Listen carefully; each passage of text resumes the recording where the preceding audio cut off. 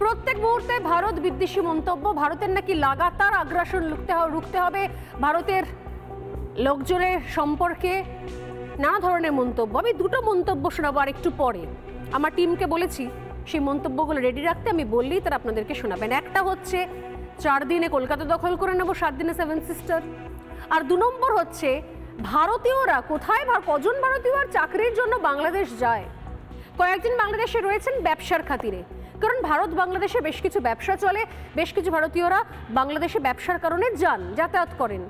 কারণ এই 2 দেশের মধ্যে প্রচুর ব্যবসা চলে। মূলত এদেশ থেকে অধিকাংশ জিনিসপত্র রপ্তানি হয় বাংলাদেশে, বাংলাদেশ আমদানি করে। এবং সেখানে সেই জায়গায় দাঁড়িয়ে নাকি বলা হচ্ছে সেখানে যে সমস্ত ভারতীয়রা রয়েছেন তাদেরকে নাকি খুঁজে খুঁজে বার করে, তারেক রহমানের বক্তব্য এটাও বলে দিলাম, খুঁজে খুঁজে বার করে লাথি মেরে দেশ থেকে তাড়ানো হবে। এই দুটো বক্তব্য আমি এরপর শোনাবো। এ তো কিছুই নয়, সামান্য ট্রেলার, পুরো পিকচারটা দেখাবো। তবে তার আগে দেখাই যে এপার থেকে কি হচ্ছে। দেখুন, বলতে বলতেই বলছিলাম যে আপনাদের একটু পরে দেখাবো। আমার টিম বলছে কলকাতা দখল তো রেডি রয়েছে, একবার শুনিয়ে নি। চলুন দেখুন উস্কানিমূলক বক্তব্য একে বলে না বলে না, শুনুন। ভারত তো দূরের কথা, আমেরিকা আমাদের সাথে টিকবে না ইনশাআল্লাহ। আমরা বলছি 4 দিনের মধ্যে আমরা কলকাতা দখল করে নেব, আমরা দখল করে নেব। সামরিক বাহিনী, ছাত্র জনতা, আমরা একত্রে আছি। আমরা রাওয়ার 5000 সদস্য, এই 5000 সদস্যের মধ্যে অর্ধেকই নবীন, 2,500 আমরা যুদ্ধের মাঠে যেতে পারি। আর এর সাথে যদি 30 লাখ ছাত্র জনতা যোগ হয় তাহলে ভারত তো দূরের কথা, আমেরিকা আমাদের সাথে টিকবে না ইনশাআল্লাহ। ইনশাআল্লাহ তারা নাকি যদি এগিয়ে আসেন তাহলে ভারত তো, কলকাতা তো দূর, তারা ভারত দখল করে নেবেন। আপাতত 4 দিনে কলকাতা দখলটা কোনো ব্যাপারই নয়। ভারতের লোকজন একদম কিচ্ছু করবে না, তারা ভারত দখল করে নেবে, কলকাতা দখল করে নেবে। 4 দিনে কলকাতা, 7 দিনে 7 সিস্টার। কিন্তু এগুলো আমাদের দেশের কিছু কিছু রাজনৈতিক লোকের কাছে উস্কানি নয়, কোনো উস্কানি নয় এগুলো। তারা কারা? প্রথমত এ রাজ্যের শাসক দল তৃণমূল কংগ্রেস, আর দ্বিতীয়ত এ রাজ্যে শূন্য হয়ে যাওয়া একটা রাজনৈতিক দল সিপিএম। দুজনের বক্তব্য শোনাবো। সীমান্তে কাঁটাতার নিয়ে যে ভয়ঙ্কর অশান্তির পরিবেশ তৈরি হয়েছে, সেই ভয়ঙ্কর অশান্তির পরিবেশ থেকে তারা বাংলাদেশের উস্কানি দেখতে পাচ্ছে না।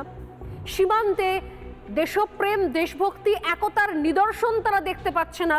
কারণ দেশভক্তি, দেশপ্রেম, একতা দেখলে বোধহয় তাদের কোথাও একটা জ্বালা যন্ত্রণা হয়। কারণ তারা ভাবতেই পারে নাকি এই দেশটা এক হয়ে সীমান্তে বিএসএফ এর পাশে গিয়ে দাঁড়াতে পারে।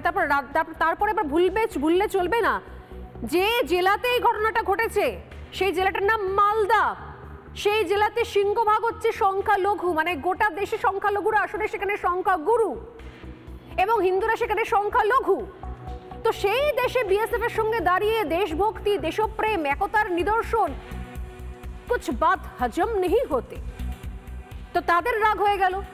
রাগ হওয়ার পর কি বলছেন এবার শুনুন। আসল উস্কানির সংজ্ঞা কি ফিরহাদ হাকিম, মাননীয় ফিরহাদ হাকিম এবং মাননীয় মোহাম্মদ সেলিমের কাছে। দেখুন, এখান থেকেও কিছু উস্কানিমূলক স্লোগানও শুনলাম, আপনাদেরই টিভিতে শুনলাম। তো এটা কাম্য নয়। কাম্য হচ্ছে যে আমাদের বর্ডার আমরা বেড়া দেব, ওদের বর্ডার যদি ওরা ইচ্ছা করে দেবে। এটার মধ্যে কেন বিরোধ আমি বুঝতে পারছি না। গত 40 বছর ধরে অনুপ্রবেশ, এই যে ওরা বলে গরু পাচার, আসলে বিভিন্ন স্মাগলিং, তাহলে আসলে সীমানায় বিজেপি আর তৃণমূলের মধ্যে কোনো সীমানা নেই, লুটেরাদের রাজত্ব। আমি জানি উত্তর চব্বিশ পরগনা গরু পাচারের সবচেয়ে বড় কাণ্ড যে করে, সে যেহেতু আমি নাম ধরে বলতে পারি বিরোধী দলের নেতাকে টাকা দিয়েছে, এই জন্য সে সিবিআই থেকে এখন বাইরে আছে। কারণ তৃণমূল একা ভাগ পেত, এখন বিজেপি তৃণমূল দুজনই ভাগ পাচ্ছে। মালদা ঘটনা এটা উদাহরণ দিচ্ছে যে সীমানায় হিন্দু মুসলমান করছে, ভারত বাংলাদেশ করছে। তো চোরা চালানের কাজে সিদ্ধহস্ত পুলিশই সহযোগিতা, কেন্দ্রের পুলিশ হোক বা রাজ্যের পুলিশ হোক, বিজেপি তৃণমূল দুজনই ভাগ পাচ্ছে। নানা ধরনের কন্টেন্ট দেখার জন্য লাইক করুন, শেয়ার করুন আমাদের ফেসবুক পেজ, সাবস্ক্রাইব করুন আমাদের ইউটিউব চ্যানেল। পাশাপাশি অন্যান্য ব্রেকিং নিউজের জন্য অবশ্যই চোখ রাখুন রিপাবলিক বাংলায়।